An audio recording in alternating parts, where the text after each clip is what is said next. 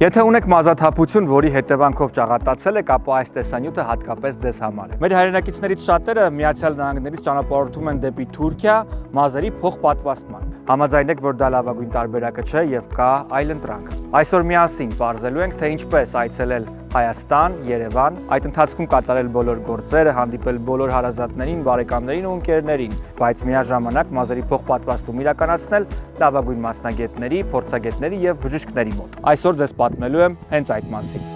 Շատ էի ուզում, ինքս կոմպլեքսավորվում էի, որ առջևի հատվածում մազերը չկա։ Դե տեսել ենք, որ դու քո մազերը արել ես ցավոտեր, ասում եմ, առաջի ասեղն եմ թեթև զգացել, դա ոչ մի բան չեմ զգացել։ Անհարմարությունը շատ չէի զգում։ Միայն առաջի 3 օրն էր, որ իմ քնելու հետ կապված էր մի փոքր անհարմար, արդյունքը ինձ գոհացնում է, չնայած երկրորդ անգամ էլ պետք է անեմ, այս արդեն իմ հին մազերի հետ կապված, վերևի հատվածում չի երևում, բայց այն ինչ որ այստեղ արվել է, այդ իդեալական ու կատարյալ։ Դե մասնագետները իմ համար պրոֆեսիոնալ էին, այսինքն կարիք